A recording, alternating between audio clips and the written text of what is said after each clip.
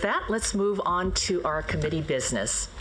Vice Chair Clark, will you please convene the Committee on University and Faculty Personnel? Thank you, Chair Fong. Will the meeting of the Committee on University and Faculty Personnel please come to order? It is time for the committee to consider today's consent agenda. There is one item on the consent agenda, the approval of the minutes from the March 2023 meeting. Is there any objection to the approval of the minutes? Hearing none, the minutes are approved. We have a full agenda this morning with 5 items on the discussion agenda. As we begin, I will ask that we keep our questions and discussions relevant to each topic so we stay on track and end our meeting in a timely manner. Item 2 is an action item regarding an amendment to Title V, California Code of Regulations, Article 2.2, Management Personnel Plan, Section 42732, Employment Status. This item will be presented by Leora Freeman, Vice Chancellor of Human Resources. Vice Chancellor Freeman, please begin. Thank you, Trustee Clark. Today, we're recommending for action 2 non-substantive revisions to Section 42723 of Article 2.2 of Title V, which addresses Management Personnel Plan employees, also known as at-will employees. The first proposed amendment updates language to align with current employment vernacular by stating that MPP employees serve at the will of, rather than at the pleasure of, the campus president or chancellor. The second proposed amendment removes unnecessary language concerning layoff in subsection E, which applies to MPP employees hired on or after January 1, 1984. Those employees serve at will and are not eligible for layoff. Instead, they may be terminated with 3 months' notice or equivalent pay in lieu of notice. This revision was noticed for the 45-day public hearing on Title V revisions. We've not received written comments relevant to the proposed revision. Trustee Clark, this concludes my presentation. I now welcome any questions or discussion from the board. Thank you, Vice Chancellor Freeman, for your presentation. Because this item involves amending a provision of the Title V of the Code of California Regulations, these proceedings are deemed to be a public hearing under the provision of the California Education Code. During the 45-day notice period of this action, no written comments were received. All comments from public speakers related to this Title V item that were received during the public comment period at the beginning of this board meeting are incorporated here and will be part of the official record. The hearing is now closed. The recommended amendment to Title V of California Code of Regulations, Article 2.2, Management Personnel Plan, Section 42723, Employment Status, is an action item before the Committee on University and Faculty Personnel. Before proceeding to any questions or discussions, may I have a preliminary motion to approve this item? Is there a second? Second. I have a motion and a second to approve the amendment. At this time, are there any questions or comments from the board?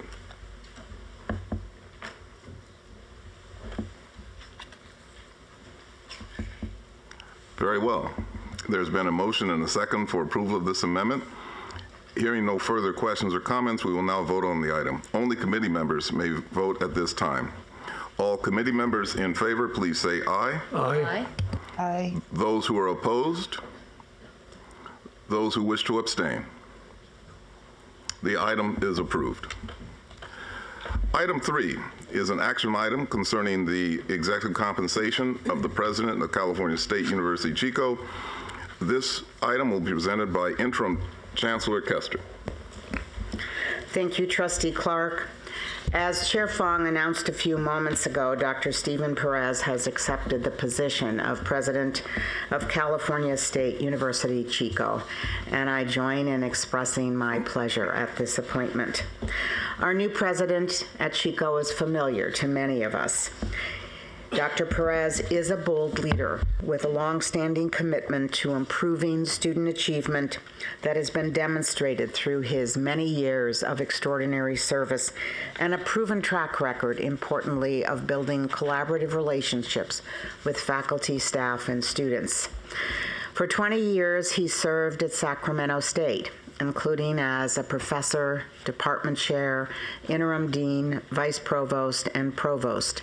And as provost, he was instrumental in the university's efforts to improve graduation rates from 9% for four-year rates to more than 25%, while also working to eliminate equity gaps.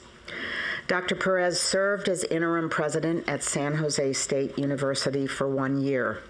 He led the implementation of strategies to advance equity and increase enrollment, worked to strengthen a culture of care on the campus, build community relationships, and further strengthen that university's reputation for academic excellence. Since January 2023, he has served as Chico State's interim provost, and during that time, he has led the university's enrollment continuum effort, helped close a $20 million budget gap, and has developed and implemented a new budget process for academic affairs.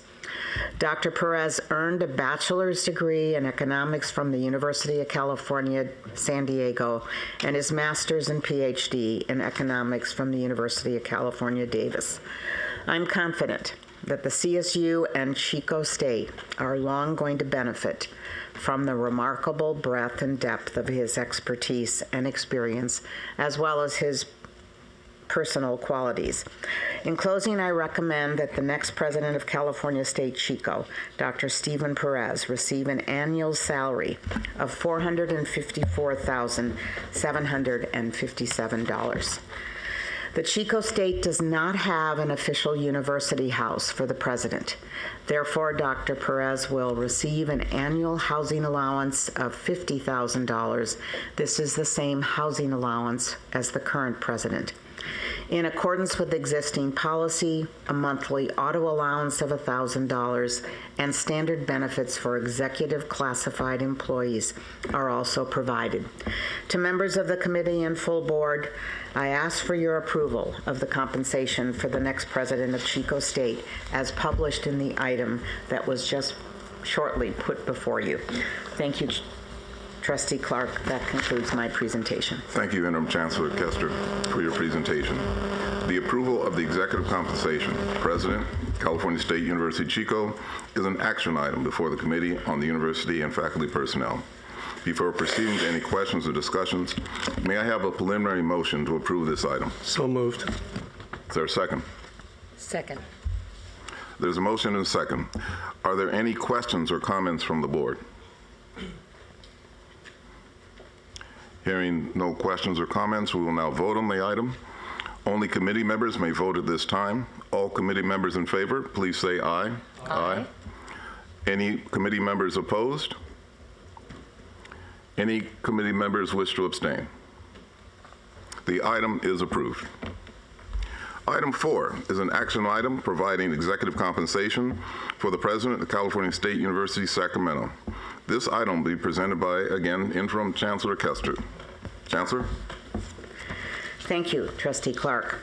I am pleased to introduce Dr. Jay Lookwood as the next president of California State University, Sacramento. Throughout his career in higher education, Dr. Wood has been a champion of equity and inclusion with a deep appreciation of the transformative power of a college degree. He has served as San Diego's Chief Diversity Officer since 2018 and as Vice President for Student Affairs and Campus Diversity since 2020. In that capacity, he has led innovative change in the areas of student success, enrollment, and campus diversity. He joined San Diego in 2011 as a professor, and in 2012 was named co-director of the Community College Equity Assessment Lab, which focuses on reducing equity gaps between students of color and their peers. The first Black faculty member to be named a distinguished professor at San Diego State, Dr. Wood was also appointed by the California State Senate to serve on the California Racial Equity Commission, where he works to promote racial equity across the state. He earned a PhD in Educational Leadership and Policy Studies and a master's degree in Curriculum and Instruction in Early Childhood Education from Arizona State University. Dr. Wood is also made in the CSU with a master's degree in Higher Education Leadership in Student Affairs and a bachelor's degree in Black History and Politics from Sacramento State, the campus he will now lead. A keenly intelligent and passionate leader, Dr. Wood will play a critical role in the Sac State's continued ascent as an educational, social, cultural, and economic driver in the region. In closing, I recommend that the next president of California State University, Sacramento, Dr. J. Luke Wood, receive an annual salary of $476,225. The Sacramento campus also does not have an official university house for the president. Therefore, Dr. Wood will receive an annual housing allowance of $60,000. This is the same housing allowance as the current president. In accordance with existing policy, a monthly auto allowance of $1,000 and standard benefits for executive classified employees will also be provided. To the members of the committee and to the full board, I request your approval of the compensation for the next president of Sacramento State as published in the item before you. Thank you, Trustee Clark. That concludes my presentation. Thank you, Chancellor Kester, for your presentation. The approval of the executive compensation, President, California State University, Sacramento, is an action item for the Committee on University and Faculty Personnel. Before proceeding to any questions or discussions, may I have a preliminary motion to approve? Motion? Second. I have a motion and a second. Any questions from the board? Seeing and hearing no further questions or comments, I would ask for a vote on the matter, and only committee members may vote at this time. All committee members in favor, please say aye. Aye. Aye. Any committee members opposed? Any committee members wish to abstain? The item is approved. Item 5 is an action item providing executive compensation for the interim presidents of California State Los Angeles, Cal Maritime, Cal State Fullerton, and Stanislaus State. This item will be presented by Interim Chancellor Kester. Chancellor, please begin. Thank you, Trustee Clark. As this committee and members of the full board are aware, we have appointed 4 interim presidents to lead the following CSU universities: Cal State LA, Cal Maritime, Cal State Fullerton, and Stanislaus State. Each president will serve in their role until a new president is appointed by the Board of Trustees. I have every confidence that these individuals will provide their respective university communities and the CSU more broadly with skilled, principled, and collaborative leadership during their service. These are qualities the interim presidents have demonstrated throughout their distinguished career. Please allow me to provide very brief background information on each. Dr. Leroy Marishta, who is also well known to most of us, has been appointed interim president of California State University, Los Angeles.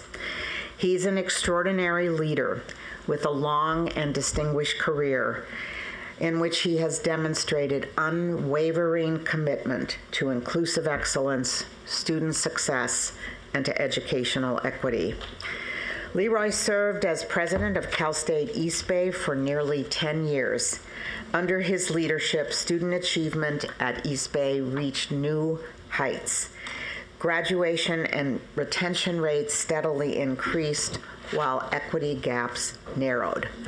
Over the course of his CSU career that has spanned 4 decades at East Bay and at San Francisco State before that, he also developed a unique depth of insight on both the academic and business sides of universities.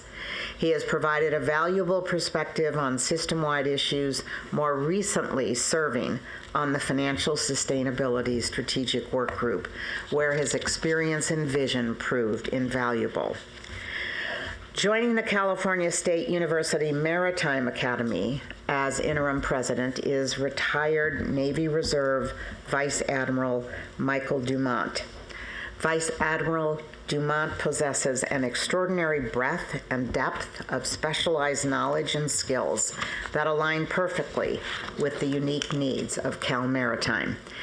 He most recently served as Deputy Commander, U.S. Northern Command, and Vice Commander of NORAD, where under the direction of the President of the United States and the Secretary of Defense, he was responsible for overseeing the protection of North America, providing homeland defense, maintaining cooperative security relationships, and supporting state, local, and tribal authorities.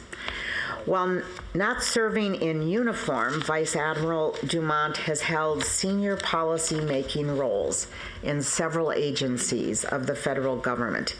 His teaching experience includes having served as a military instructor, pilot, and as a legal instructor for the National Advocacy Center, the National College of District Attorneys, and the Virginia Commonwealth's Attorneys Services Council. Vice Admiral Dumont will be a tremendous asset to Cal Maritime, to its cadets, faculty, and staff, as well as the maritime community more broadly. Dr. Sylvia Alva, another outstanding and longstanding CSU leader, has been appointed interim president of California State University, Fullerton. As a first-generation college graduate and also a product of the CSU, Dr. Alva has a deep understanding and commitment to the students that we serve. She is a champion of equity and inclusion. In her current role as Executive Vice Chancellor, Dr. Alva has served with distinction, overseeing the CSU's Division of Academic and Student Affairs. The division leads the system-wide Graduation Initiative 2025 that has led to record high graduation rates for students while narrowing equity gaps in degree completion. Prior to joining the Chancellor's office, Dr. Alva served as Provost and Vice President for Academic Affairs at Cal Poly Pomona. She started her career at the campus that she will now lead, Cal State Fullerton, where she held numerous academic and administrative roles, including Associate Vice President for undergraduate programs. And I first met Dr. Alva when she served at CSUN as Dean of the College of Health and Human Development. I'm confident that the Titan community will benefit from her collaborative nature and student-driven leadership style. Finally, Dr. Susan Borrego has been appointed interim president of Stanislaus State. This appointment also marks her return to the CSU, having previously held senior administrative positions at CSU Dominguez Hills and Monterey Bay. More recently, Dr. Borrego served as chancellor at the University of Michigan Flint and currently is a consultant, project director, and special assistant to the president for the American Association of State Colleges and Universities. Dr. Borrego brings a long-standing and proven track record of enhancing the student experience, supporting faculty excellence, and engaging the broader community. Her recent work at the national level to advance authentic access and educational equity will serve Stanislaus State and the CSU well. I am recommending to the committee and to the board that the interim presidents appointed to Cal State Fullerton and Stanislaus State receive the same salary as the incumbents, which are $476,223 at Fullerton and $370,319 at Stanislaus State. I am recommending that the interim presidents appointed to Cal State LA and the Maritime Academy receive the following salary increases, which are permissible under the board compensation policy. The incumbent's salary at Cal State LA is 10.86% below the peer group median. I am recommending an increase of 10%. Which brings Cal State LA's presidential salary to $496,213. The incumbent's salary at the Maritime Academy is 5.86% below the peer group median.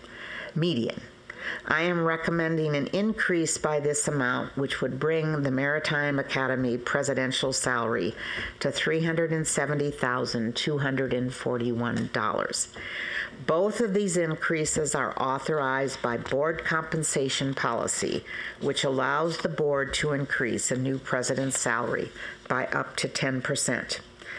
I recognize that giving any increase to highly compensated executives is disfavored in general, and especially at a time when the university's current resources substantially limit our overall ability to give salary increases to our hardworking, dedicated, and deserving faculty and staff.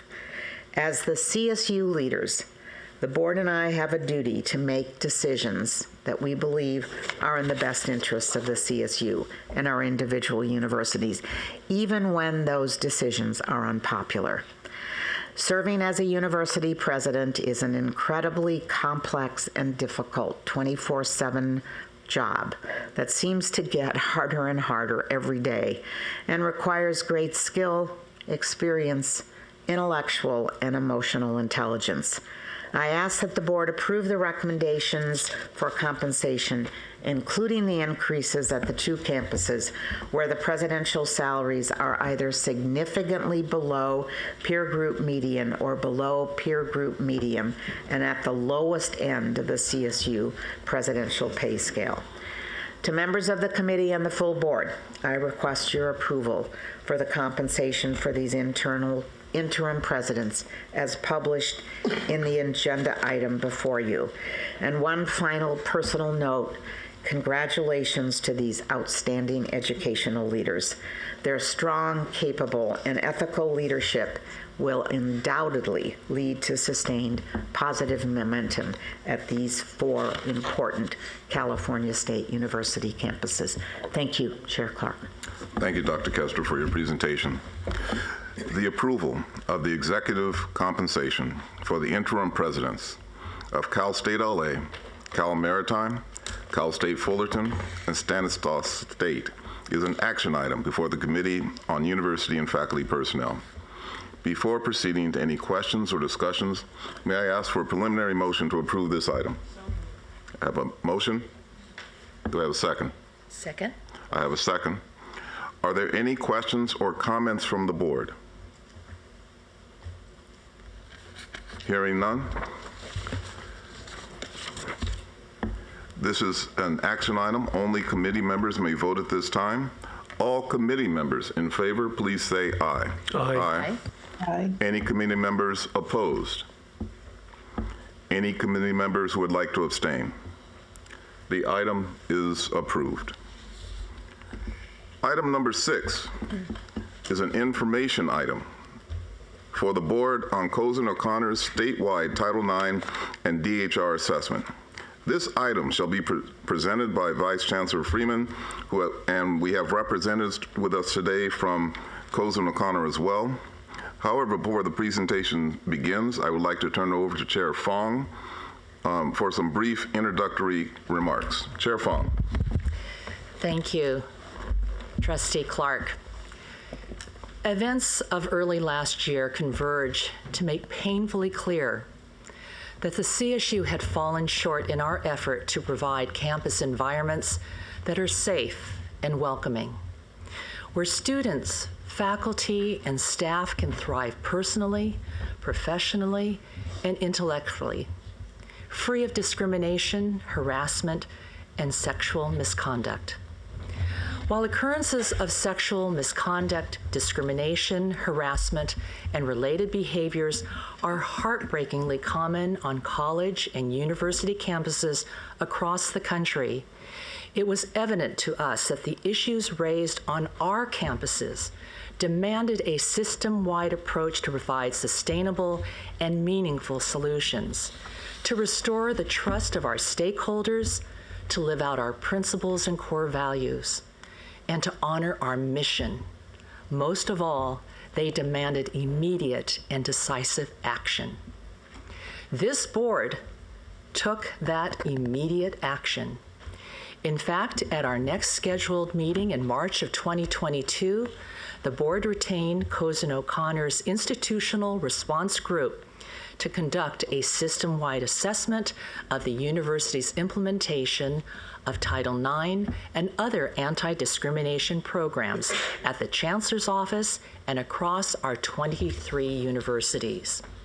We chose Cozen O'Connor because they understand, as we do, that we aspire to do much more than merely improve compliance. Meaningful change transcends compliance. It is much bigger than that. It requires a methodical, holistic, and honest examination and strengthening of our institutional culture. Now we will learn the findings and recommendations of that assessment, which I am confident will provide a vital, valuable, and necessary pathway for the CSU to realize its potential to become a national leader in our response to Title IX and discrimination, harassment, and retaliation matters. Vice Chancellor Friedman, will you please introduce the item? Thank you, Chair Fong. The goal of Cozen O'Connor's assessment is to strengthen and improve the culture on our campuses and at the Chancellor's Office so that it is better aligned with our institutional values. Federal and state non-discrimination laws are extremely complex. In the past decade or so, they have been revised on several occasions, and we expect even more changes this spring when the Department of Education issues new regulations. As we continue to navigate these complex and evolving laws, we commit to compliance and to implementing it with care and compassion. We selected Cozen O'Connor to undertake this work because we knew that they would give us an honest, frank, and unflinching assessment that would help us grow and evolve as an institution. This assessment has required the CSU to look at itself in the mirror, 24 mirrors actually, because the Chancellor's Office has one too. We provided Cozen O'Connor with full access to documents and personnel. We also asked our campus community to engage in this process, and we are deeply appreciative of the thousands of students, faculty, and staff who stepped forward to share their perspectives. To the Cal State community, this assessment is enriched because of your willingness to engage. Assessing all 23 universities in 1 year has been a monumental undertaking. I'd like to take a moment to acknowledge and thank the Cozen O'Connor team that worked tirelessly on this assessment. Team members include Gina Maisto-Smith, Leslie Gomez, Maureen Holland, who's also here with us today, Devin Riley, Adam Shapiro, Cara Sawyer, Jeffrey Bourgeois, Dylan Davison, Kendall Gilmore, and others, as well as their amazing support staff, Jean Marie McDonald, Megan Lincoln, Mary Sotos, Lauren Smith, and Mary Beth McAndrews. And thank you to our CSU community, and of course our campus and Chancellor's Office Title IX and DHR professionals, many of whom are here with us today, for their hard work and support. Presenting today from the Cozen O'Connor Institutional Response Group are Gina Maisto-Smith, Chair, and Leslie Gomez, Vice Chair. Today's oral report will be followed by the release of a publicly available written report in June. Gina Leslie, please begin. Thank you. To the students, staff, and faculty who shared their experiences, insights, and feedback with us, we thank you. We could not do it without you. We heard firsthand the deeply held feelings, anger, grief, pain in response to incidents that were highlighted publicly, and the many incidents that did not see the light of day. We're here to say in this preliminary report out that is oral, to be followed by the full written, explained report. We're here to say we see you and we hear you. While the thousands of views and experiences you shared with us are as diverse as the CSU community, we can say one thing for certain. These are multidisciplinary, multidimensional issues that require multidimensional responses. The fault lines created in this space that we are talking about today have been created by the intersection of the legal, social, political, and operational context. And those fault lines cannot be explained in a headline or distilled to a soundbite. They instead require a nuanced, resourced, and multi-year commitment. Good morning. My name is Gina Maestro-Smith, and with my Vice Chair, Leslie Gomez, I am so proud and privileged to be here speaking with you here today.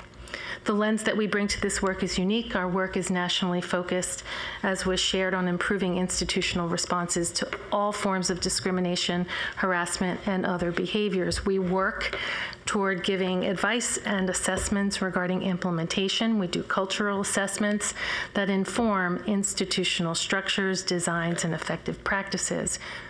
Importantly, our lens is shaped by decades of experience, actually more than 6 decades, working with hundreds of educational institutions in 40 states, and informed by our work in serving thousands of individuals who have experienced sex and gender-based harassment, violence, child abuse, and other harms. Importantly, we don't engage in any civil litigation in an effort to remain as neutral and external to serve those we are asked to serve. The scope of the engagement. First, I want to say, as was announced earlier, we were engaged by Chancellor Kester on behalf of the Board of Trustees, but we would be remiss in not appreciating the commitment and the leadership given to us by Chancellor Kester and Chair Fong and all the presidents here today, and many. If you are not here, please hear us loudly and clearly. We could not have done it without you. We were asked to provide an unflinching look at how the system can better serve students, staff, and faculty.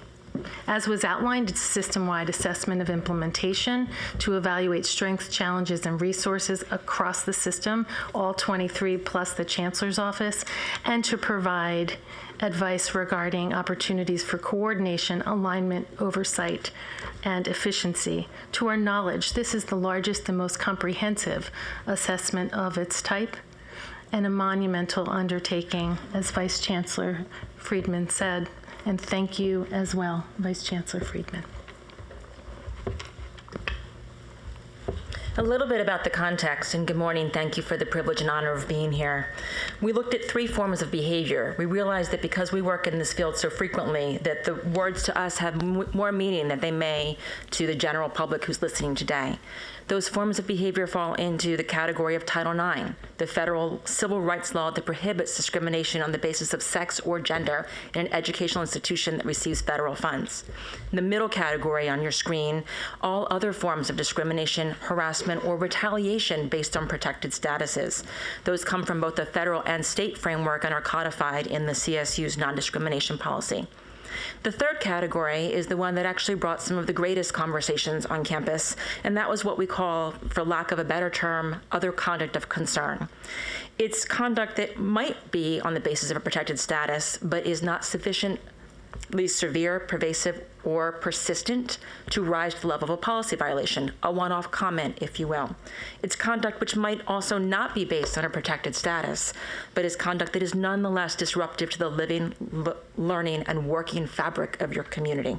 In this area, the other conduct of concern in particular is challenging to respond to and address because it requires balanced attention to principles of free speech and academic freedom.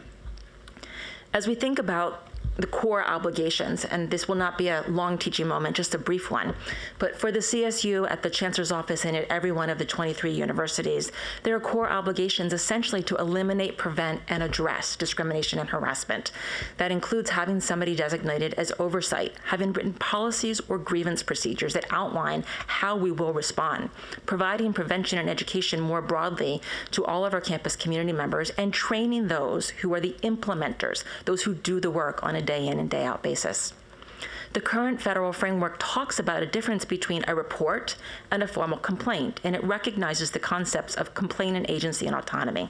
The idea being that an individual who experiences harm has the opportunity to choose how to proceed. Who do I tell? How much do I tell? And if I do choose to make a report, each university is obligated to offer supportive measures and information about procedural options so that every person has equal access to the benefits and the resources that come through system policy. Individuals may also choose to file a formal complaint, and in choosing to file a formal complaint, that initiates an investigation. That's an extremely challenging balancing process for an individual who may not wish to move forward with an investigation, but a system or a university that may need to because of the egregious nature or the pattern or the systemic nature of the conduct itself. We chose in our review to look at each and every one of those core obligations. The boxes that you see on the screen are really high level. There's additional detail on the Chancellor's Office website about the assessment. But in looking at these areas, our goal was to provide insights, recommendations, and resources to the 23 universities in the Chancellor's Office. And to be clear, there's room for improvement in every one of these areas. The work that we engaged in over more than a year at this point was squarely in line with Chancellor Custer's stated goals of restoring trust, improving structure and process, addressing operational and strategic challenges, and advocating for additional resources for the system. We want to start for a moment by talking about the strengths, and there are many across the CSU. I will tell you, in the 45 minutes that we have, our presentation will focus more on the challenges, but this is an important moment in time to pause and recognize what we saw as universal commitment and dedication by students, faculty, and staff to the mission of the CSU. Gina and I and our team have the privilege of working with colleges and universities across 40 of the 50 states. I'm not usually one for hyperbole, but I will tell you that we saw and heard firsthand in the most tangible and palpable way here the transformative impacts of the education that you provide and of your mission at the CSU. We heard from students, faculty, and staff, including faculty and staff who never left, or as we heard today from the appointment of new presidents, who've left and come home, and just how incredibly important that space is. Among the hundreds of institutions that we serve, the CSU stands out as a powerful institution for equity and social justice, which makes the work in this area so much more critical on the 23 universities. At the highest level, our assessment reflected that there are many dedicated, hardworking, and caring professionals committed to this work, but the CSU must do better and more to communicate this care and to implement the core compliance requirements with fidelity and integrity. A little bit about the context. Our approach to these issues necessarily rests on the frameworks that Leslie just outlined a moment ago: policies, procedures, practices, documents, communication, etc. Those are the frameworks, the nuts and bolts frameworks, but they rest in a broader context. Although we are lawyers by training, we focus solely not on legal compliance, but three elements that include the law, the impacts of the conduct, and the institutional context. We integrate a nuanced understanding of all three, and we recognize Chancellor Kester for her unique work in the cultural arena and intercultural competence, that high level of IQ and EQ fit our frameworks in how we do this work just so naturally and reinforce our ability to get to the root causes of these issues. So in focusing on the law and the psychology and the cultural impacts, we focus on how to serve others, how to treat people. It's about how we do what we do in the quest to maintain an educational environment that is free from all forms of discrimination and harassment. Further, we turn to some concepts that are not legal at all, but inform the successful implementation of these programs. And to that end, we share humility is an essential element, recognizing we don't know what we don't know, recognizing that by virtue of being human, we carry naturally implicit biases. Empathy, flipping the lens and serving others first as a priority and a starting point. Accountability, embracing the tension and having the difficult conversations early, because we know in this space things don't get better with age. Accountability and then collaboration, that recognition that we're better than the sum of our parts if we act together. In higher education, there are many silos. We want to break down those silos when it comes to safety, security, discrimination, harassment, and other forms of impacting behaviors, and create breathable cylinders of excellence. And I footnote and quote Robert Roche from NYU. Those foundational elements of humility, empathy, accountability, collaboration, law, psychology, and culture stabilize us in institutional settings for what's on the screen now, and that is the forces of the legal framework. And this is just one slice of the legal frameworks that higher education, and in particular CSU, has to navigate, and this is the Title IX framework. And just by running your eyes across the screen, you can see in 1972, when Title IX passed, not a lot of activity all the way through till 2011. Decades with very little activity.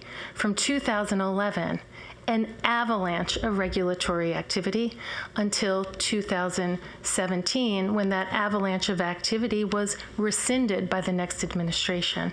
And then the creation of new regulations, which had to be implemented in 60 days in 2020 in the context of COVID.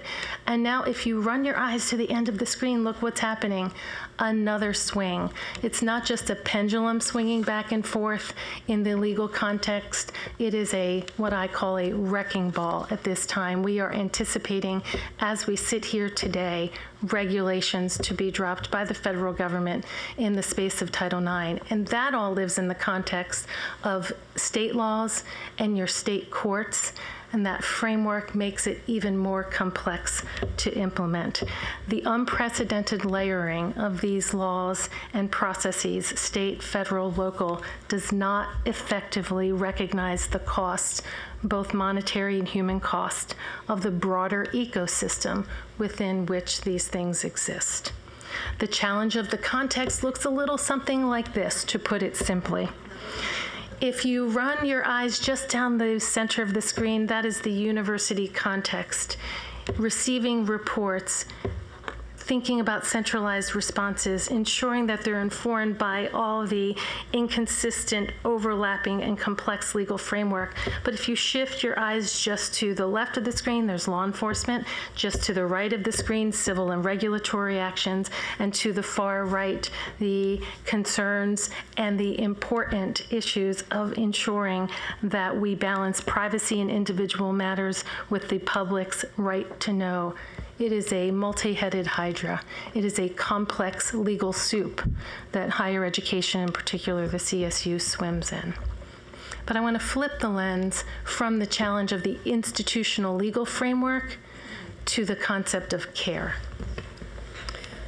We use the terms complaining and responding intentionally on this phrase. You individually or as a community may choose to use other words, but we want to reflect balance in the way that we approach these issues. In thinking about the job of your implementers on every campus, it's to take our last slide, this complexity that Gina outlined, and to simplify that process in a way that removes barriers for individuals who choose to come forward to share their experiences and to continue to participate throughout the process. The frameworks that Gina outlined are all in the context of understanding and recognizing the very real impacts on students, faculty, and staff who experience harm and engage in campus processes. That requires that careful balance between protecting the safety of complainants while promoting accountability through prompt and equitable processes. We talk about that balance as the care compliance continuum. Effective practices require an understanding of the impacts of trauma on individuals and community. And because of the focus on these complicated processes outlined in the federal and state frameworks, there's a widespread perception across most campuses and systems that those responses do not appropriately value the care aspects of implementation. In reality, every compliance element is tied to an element of care.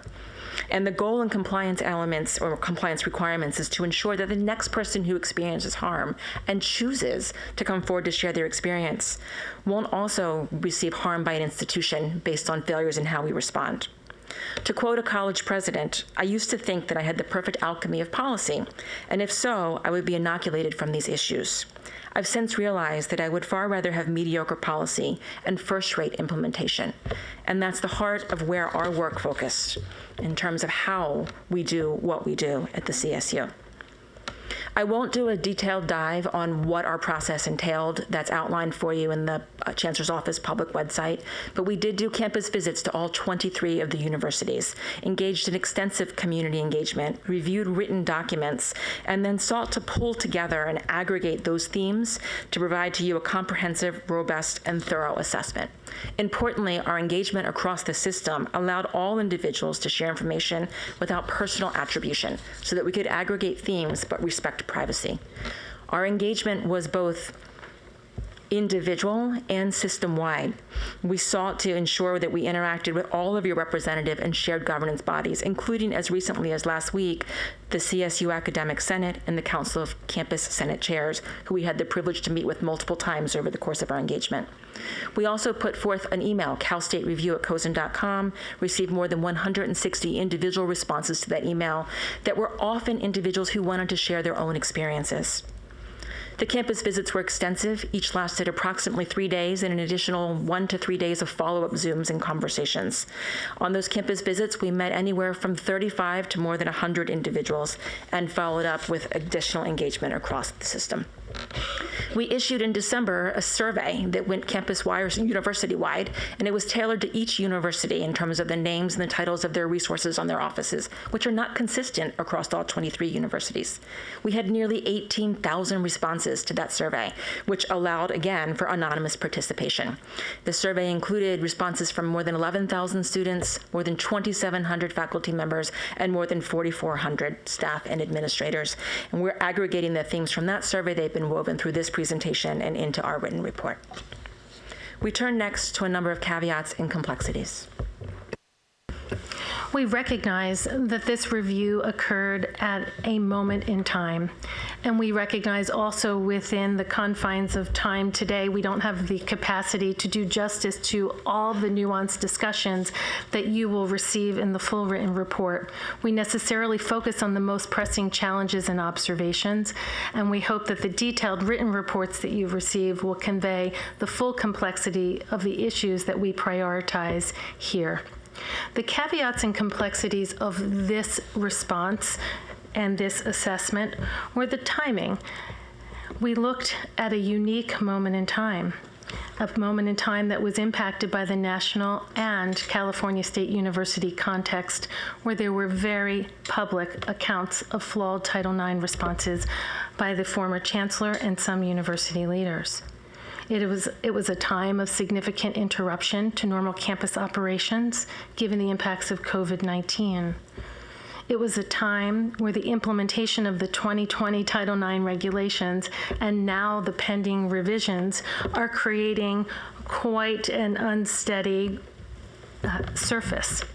And then finally, it was a time of national discourse where we're focused on very polarizing issues of racism, injustice, the role of campus policing, immigration, trans rights, and abortion. The impacts of social media and legislative actions further contribute to the mix of this time of these conversations. I want to speak to some of the external challenges that we observed here at the California State University. And these external challenges impact effective implementation. They include underfunding, conflicts in evolving state and federal law, disciplinary procedures and collective bargaining agreements that are not fully aligned with federal law, a national shortage of informed, well-trained Title IX DHR professionals. The law and the expectations are moving rapidly. And then finally, the tone and tenor of the national dialogue. This will require a multi-year engagement, as I said earlier, by every member of the CSU to implement the recommendations and to address these complex legal, operational, cultural, structural, financial, and political considerations. Leading requires a starting point. Where do we start? For today, we'll start with looking at system-wide coordination and oversight. Our assessment encompassed taking a hard look at how the CO provides that leadership to each of the 23 universities, as well as how the CO and each university implement their core Title IX and DHR responsibilities. The slide in front of you is intentionally dense. We work hard to remove the number of words to make slides more readable. It was very complicated to do that for this slide because there is significant work being done at the Chancellor's Office in the current framework, which has a system-wide Title IX services and a system-wide DHR compliance services. In true CSU fashion, DHR also includes whistleblower, equal opportunity, response to appeals, and other things within their portfolio. I want to emphasize today that the CSU was a leader in 2014 in putting in place the first system-wide Title IX coordinator at a time when many colleges and universities were still beginning to identify at the individual campus level the need for a full-time professional in that space.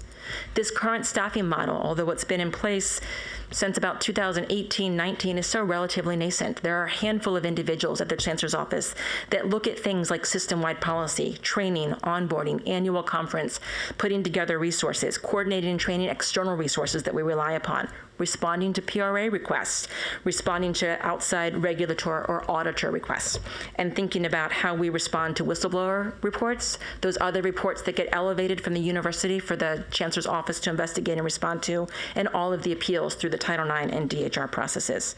The headline is that there is a lot to do in this space, and that there are not currently enough people to do it. If we think about the challenges, the headline for this slide is that the CO has not historically functioned in a way that serves to be oversight and supervisory, but more in a mentoring or advisory role. When initially implemented in 2014, it was tied to a state auditor's report that did require audit review of each campus program. The CSU does not currently serve in that model, and this will be a sea change in terms of our recommendation that it do so, that it be resourced in staff so that the advice and counseling that's provided to the campuses is provided to all of them equally, not ad hoc or as requested. Currently, the level of engagement is uneven. It's based on campus request for assistance and reach out, as opposed to a integrated, coordinated, top-down to ensure, do we have all of the right elements in place in each of our campuses? And as Gina will talk to you in the infrastructure section, that's a critically important element given some of the challenges that we're seeing in staffing, in models, and in resources to ensure that every student, faculty, and staff member at every CSU university receives equal access to the same range of benefits. I won't speak to each of the issues on this slide, but I will highlight for you the bottom two. We currently have no enterprise level records management system, and on some of our individual university campuses, we don't have sufficient documentation systems. This severely impacts the system's ability to have real-time data, in-depth access to data that would inform judgments and decisions, to be able to track patterns, and to think about how we do what we do better. For each of the sections that we talk through, we will give you a set of system-wide recommendations, and in the later sections that Gina and I speak to, campus or university-level recommendations as well. The headline for this slide is that we should combine the Title IX and DHR services that are intersectional and related under the leadership of an assistant or associate vice chancellor, that person lead a more robust team that can then centralize the oversight and accountability processes in the CO's office for each of the 23 universities. We also saw and identified a need for additional investment in personnel to do this difficult work. And the model that we're proposing is akin to a regional center model, a standalone body that would have trained, experienced, quality investigators and hearing officers that are supervised and run through the Chancellor's Office, but available to all campuses for assistance based on the volume and need. And then, of course, to implement the enterprise level case management system. I will repeat, this level of oversight is a paradigm shift for how the CO typically interacts with the campuses, but in this critical area, we believe that that is the only path forward to ensuring that each of the campus programs have the resources, the training, the experience, and the support that they need to do this work well. Moving from the system observations to the core observations that we observed across all 23 campuses, including the Chancellor's Office. They fall into the following categories: infrastructure, prevention and education, response to other conduct of concern, a trust gap, and accountability. Today is a distillation of those common themes that we observed, and it is our work here today to reflect the cross-sectional view of what we saw and elevate the most salient and important observations. So turning to the first observation with respect to infrastructure. Infrastructure, as designed currently, is insufficient to consistently carry out care and compliance responsibilities at most of the 23 universities. It is directly impacted by the lack of resources, aggravated by instability, transition, and overload, hindered by insufficient records management systems, as Leslie outlined, and leads to insufficient institutional history and accountability, and I will go a step further, the perception of accountability. The programs are not baseline funded, and that needs to happen. There's insufficient personnel, as I outlined. And one example to show the headline of what we've seen across the system, the common refrain that everyone is doing: how do we do more with less? How do we do more with less is the constant question everywhere. One example, a Title IX coordinator also oversees on one campus human resources, equal opportunity, DHR, ADA, whistleblower, and Clery.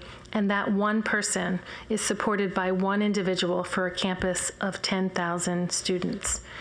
We also observed of the 23 universities, 19 of them have their Title IX and DHR functions combined, 4 do not. Staffing levels range, roles and functions range, name of the program ranges, portfolios range, reporting lines and supervision range, and on most campuses, there are not enough people to do the work that they are assigned.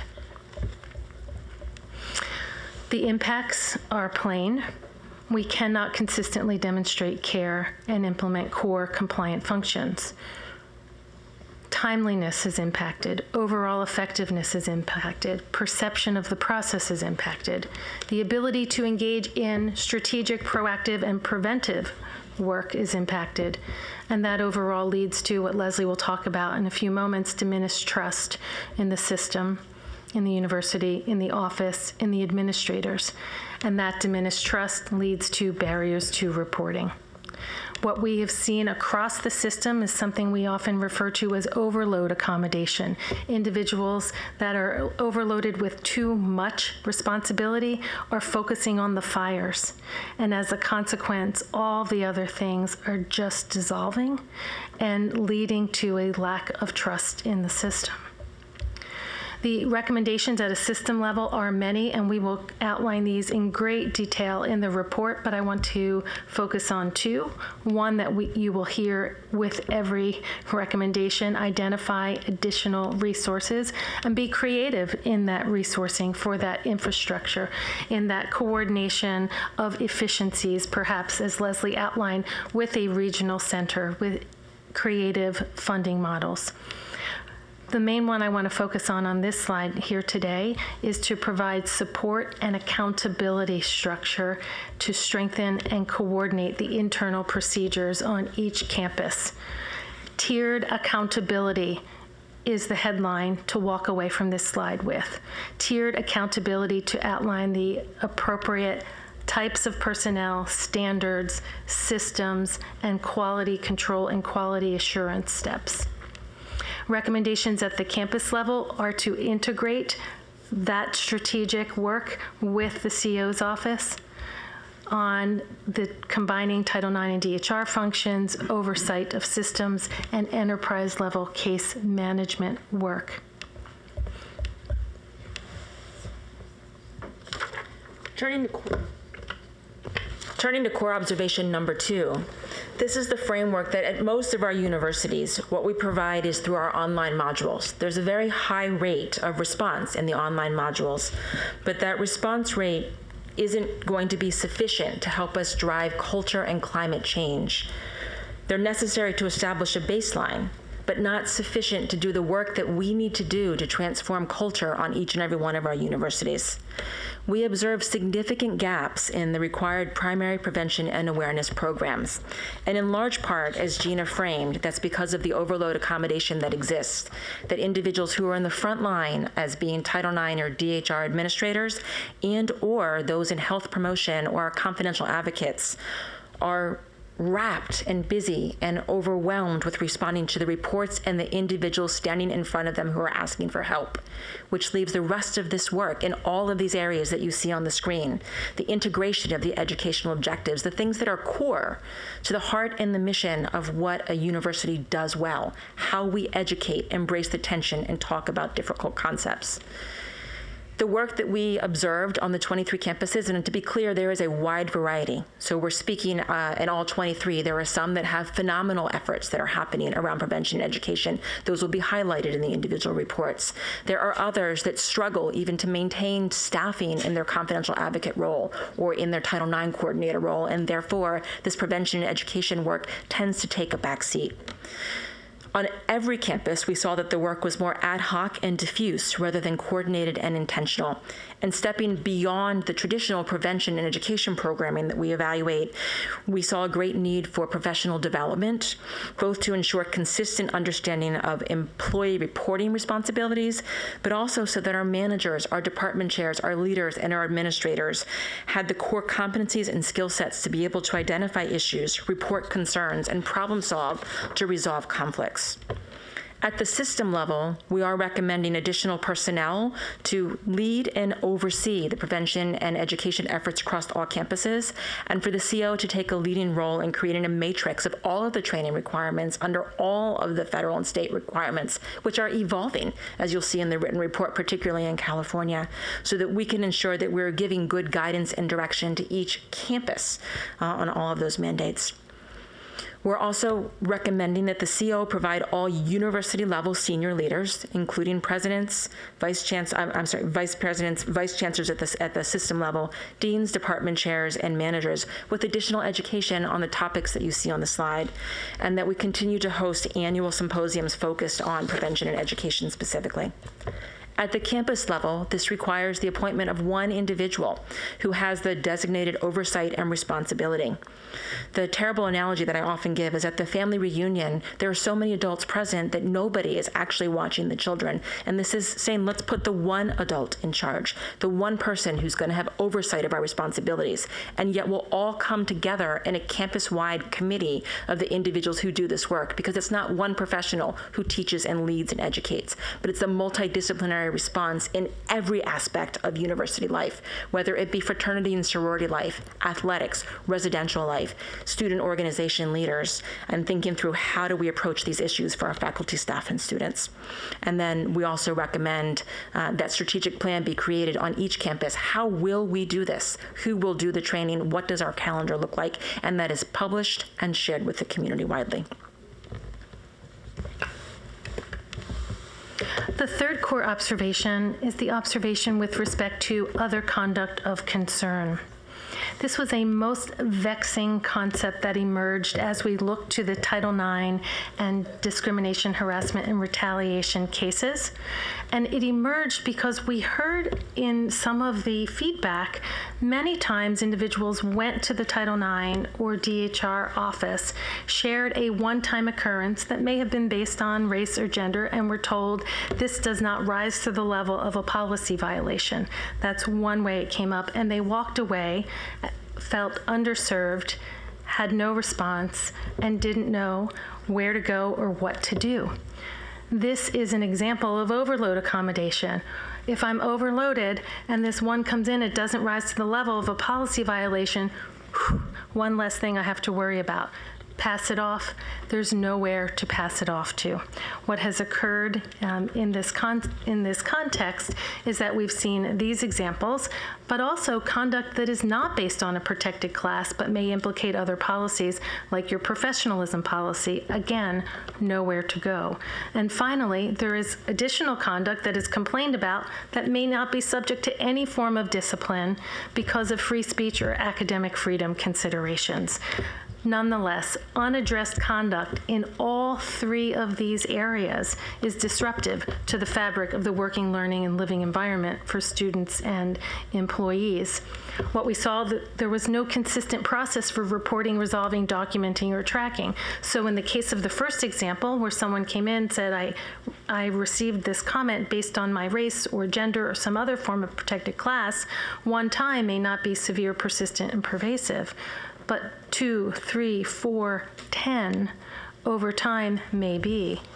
It contributes to the perception of ineffectiveness when we can't evaluate this behavior, and it limits the ability to take effective action. There's no consistent or formal process, and coupled with the minimal training and professional development and understaffing, this unaddressed conduct directly impacts the Title IX and DHR space if it's there, and it directly impacts your ability to address through education, professional development, and conversations these issues of other conduct.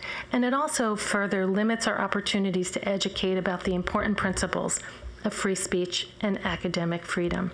So the recommendations at the system level, high level and headline, develop a written policy or statement to establish the expectations and processes for responding, documenting these other conducts of concerns. Strengthen and expand the available campus competencies through developing a suite of resources. Starting at the system level, what are those resources? Employee relations, conflict resolution, restorative justice, mediation, anonymous reporting options, but to take those trained professionals and develop those skills. We have, across higher education, atrophied in human resources in our employee relations functions. We need to build those muscles again. Schools that are doing it well are integrating the employee relations, the human resources, the Title IX and the DHR to share information, to have a line of sight throughout the institution on conduct that gets reported. The recommendations at the campus level are to develop that centralized reporting and intake, to create that robust triage, and to integrate with the CEO. Leslie? Thank you. Turning to our core observation number 4, the term that we've coined was trust gap. We heard extensively from students, staff, and faculty about distrust of senior leadership and compliance processes across many universities. I would note that this area that we're looking at, the response to Title IX and DHR behaviors, lives within the broader ecosystem of trust on a college campus, and that there are multiple and complex cultural, organizational, structural, and external factors underlying those trust considerations, many of which are unrelated to our work but necessarily impact perception in this particular area. As we think about the sources of distrust that we heard of course, the high-profile incidents, which we will talk about in our report and which many of you have read about, involving leaders at the highest level of the CSU and which triggered this review and assessment. University-specific issues on a number of campuses. Limited awareness by students primarily of the Title IX and DHR role and resources. And importantly, the protracted processes for accountability, particularly for faculty and staff under the collective bargaining agreements in California state law. Those issues are particularly acute because they mandate external review by arbitrators and administrative law judges who often dismiss or substantially reduce university-issued disciplinary sanctions, which leaves us without control, if you will, to impose the discipline that we think is appropriate on our university campuses for individuals who are found to have violated university policy. Because, and I think in large part to that last bullet and perhaps the first bullet on the slide about the high-profile incidents, the most common refrain we heard at the CSU and across the nation is a perception of institutional bias, the default conclusion that individual campus administrators act to protect the interest of the institution rather than care for the individuals who have been harmed. That perception was palpable at the CSU, almost like a default button that we heard on a regular basis. Some of that perception stems from factors, well, with some exception, I will say, much of that perception stems from factors that may not be tied to the integrity of the institutional responses, but rather to the impacts of the protracted processes required by law, the delays in responsiveness in the timeframes caused by insufficient staffing and resources. In other words, we are not positioning ourselves to receive the benefit of the doubt from the faculty, staff, and students because we are not imbuing our processes with the appropriate care, support, and resources.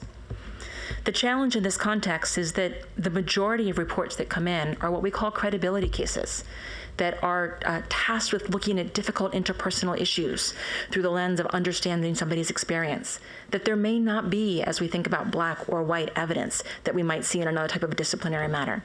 And that means that at the end of the resolution of a credibility matter, we like to say in 100% of the cases that your system or university investigates, at least 50% will walk away feeling unheard, dissatisfied, or unserved by the process.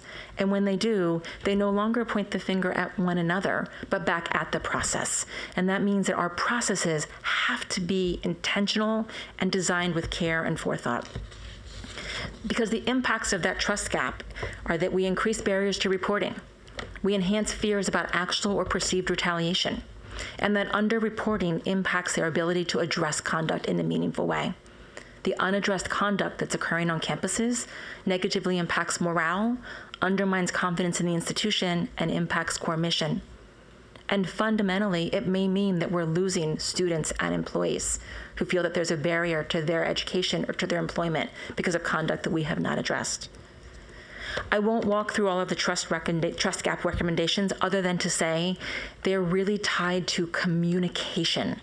Communication, communication, communication, informed, consistent, and frequent. Where there is a gap in communication, that gap gets filled with negative inference. The university doesn't care. The Title IX coordinator doesn't care. There's no reason for me to come forward because nothing will happen.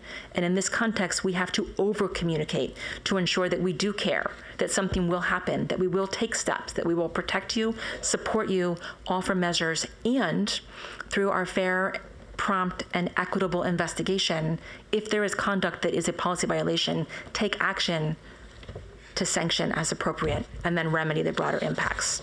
At the campus level, that means increasing visibility and awareness, prioritizing in-person interactive engagement, increasing our web presence, our awareness campaigns, and sharing far more information with our campuses. Core observation 5, accountability. If you are listening closely, you will start to hear that all of these issues are inextricably intertwined. Accountability is a significant issue across the system.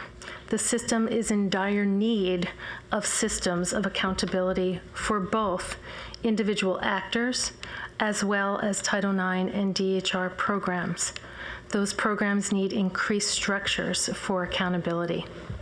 The accountability issue with respect to individual actors in large measure was described by Leslie as she described the trust gap. But it is due to underreporting that we observed a relatively small percentage of cases that are formally investigated and protracted disciplinary processes as outlined earlier. The data is critical here, and we looked at the data in this case, and you will see it in the full report with the appropriate context and explanation. But the specifics of the data were challenging across the system. What we ask, how we ask it, if it's captured at all, who interprets it, and where does it live. In capturing the publicly available data, we saw incredible disjointed and frankly unreliable conclusions that result from what is published.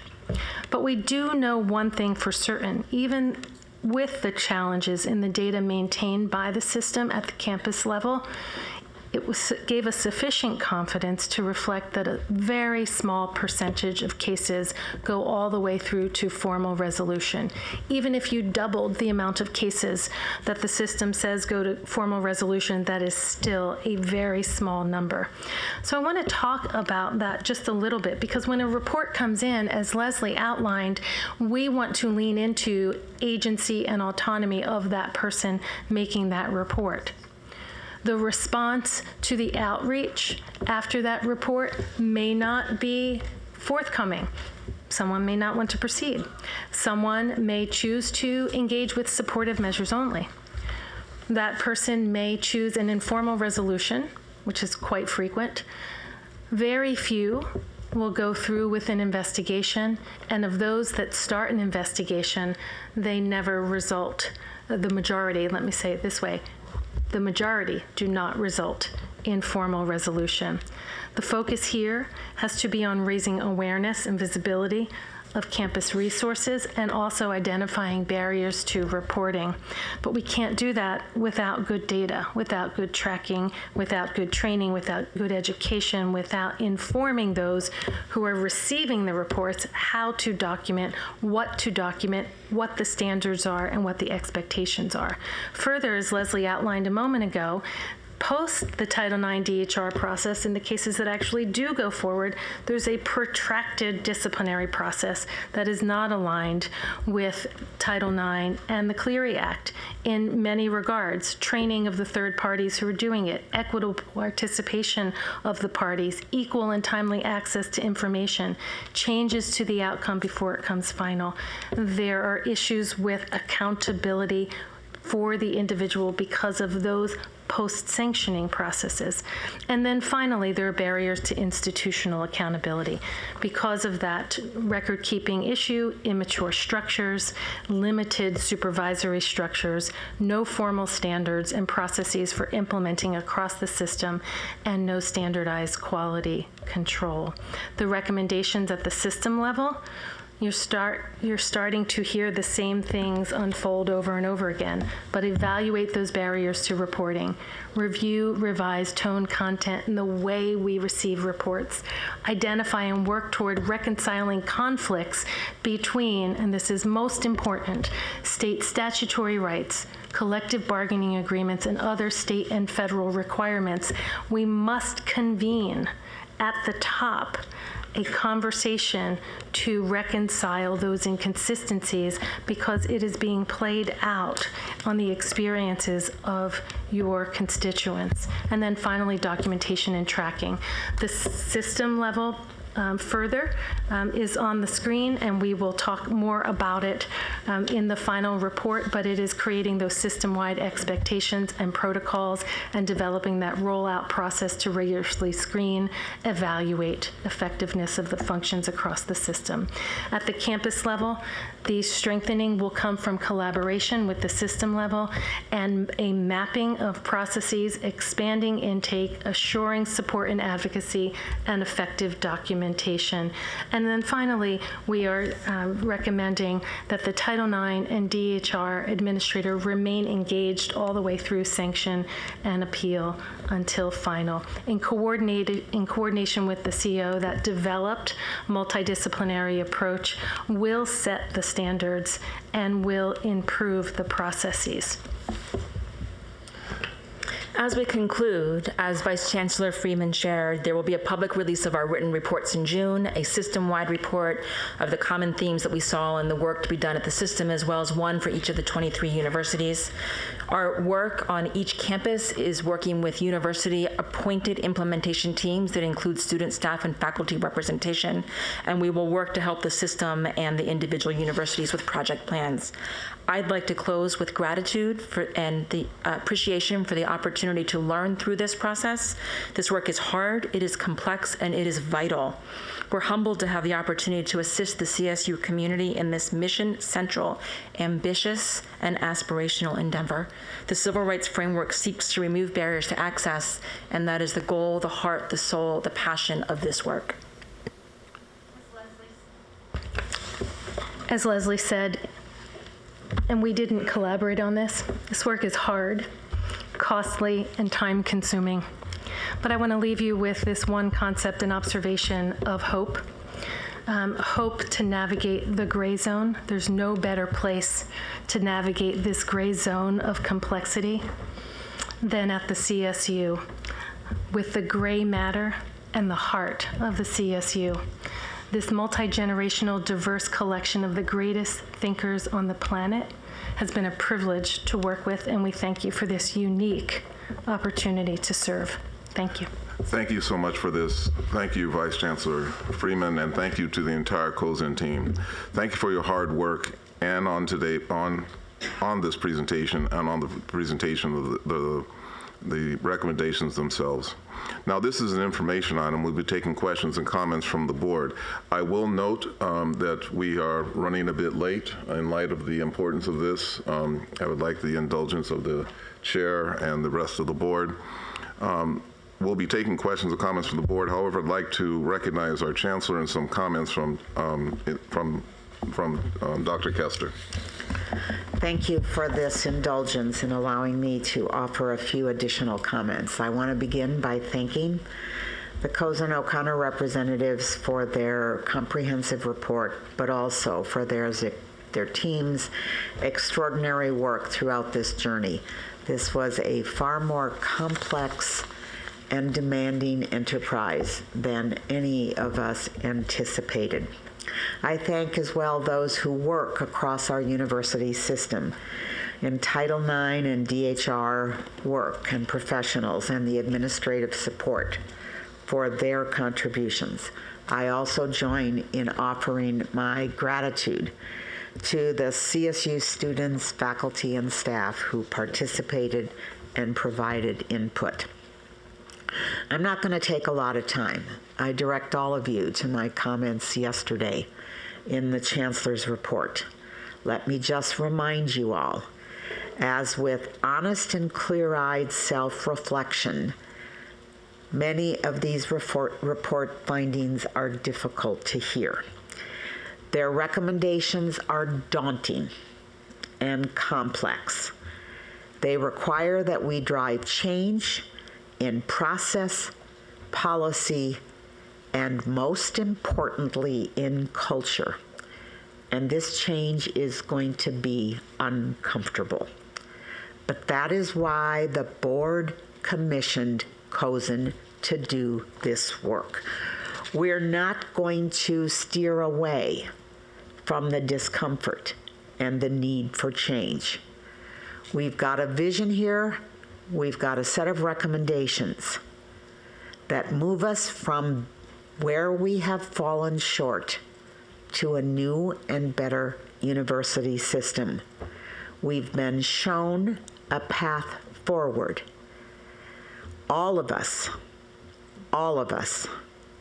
presidents, chancellor's office staff, chancellor, administrative leadership, faculty leadership, faculty governance units, student leadership, students governance units, staff leaders, staff governance units, unions, and each and every individual member of this large university system has to get on that path. The reality is that this work is going to take time.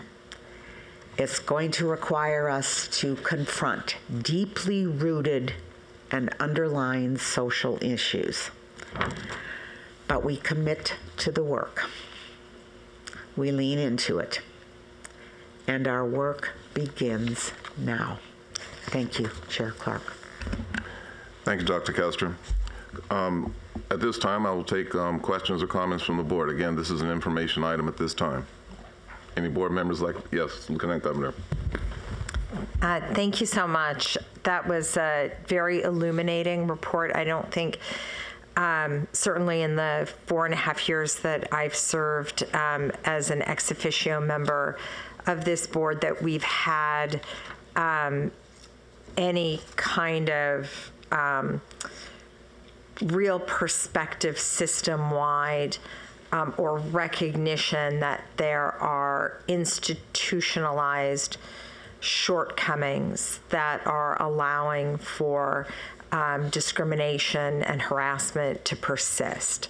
So I applaud the approach that you've taken. I applaud all of those individuals who felt comfortable coming forward to talk to you, because if people feel that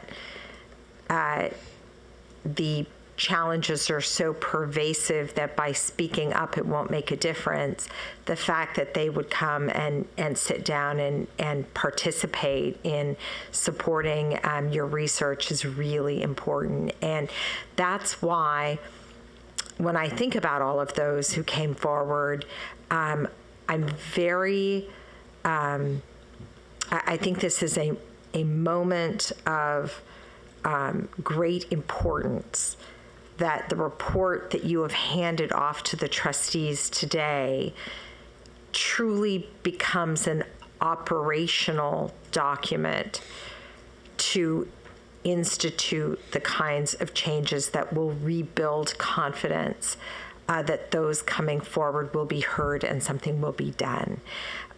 So I didn't see a level of detail in the report that provides the actual campus by campus roadmap. I think that's the job of the campuses now to take on with these broad recommendations. And so I would just like to put an emphasis that this is now the beginning of the implementation of the recommendations, and that there are going to be a lot of there's going to have to be a lot of work done, both in the campuses preparing recommendations, but then in being able to follow this work at the trustee level to make sure that we see substantive changes that will get us to real change, right? So what I also want to say is that one of your top recommendations is additional funding. We know that there are a lot of competing factors for funding. And what I would be so disappointed is if there was sort of a dismissal of being able to institute change because people can hide behind a notion that there wasn't enough funding. And so as the campuses look to, and of course the Office of the Chancellor, to implementation, utilizing resources we already have to be able to follow these recommendations, I think will be very important.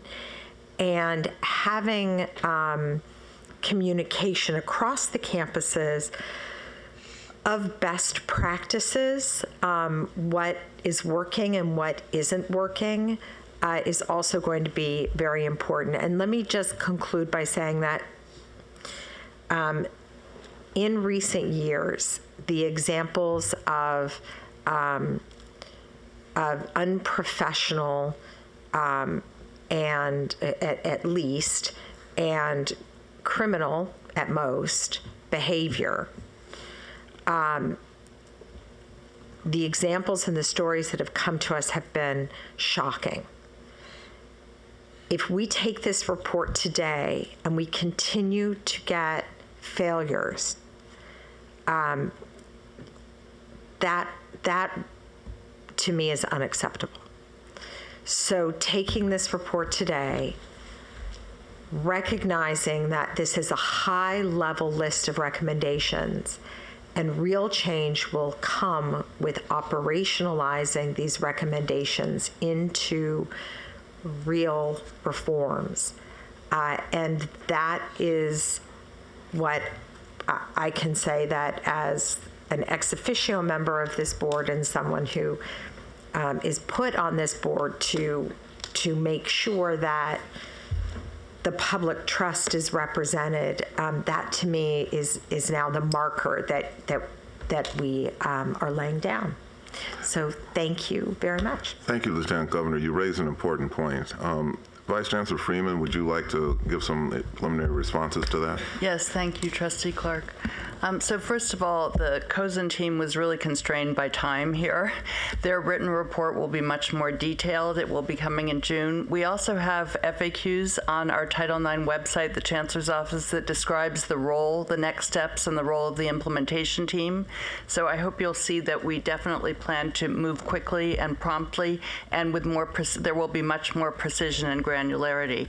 The Chancellor's Office, Title IX, and DHR staff is also planning to help the implementation teams develop their structure and their timelines, so there will be timelines and accountability, and that's part of the rollout of this. Of course, we will continue, we can't control behavior, so there will always be incidents. The question is that our goal is to improve the way we respond to them. And I understand your concern about funding. We all share that, but we certainly don't intend to hide behind limitations. We're going to do the very best we can, but there's only so much you can do with limited staff. Thank you. Any other trustees like to comment?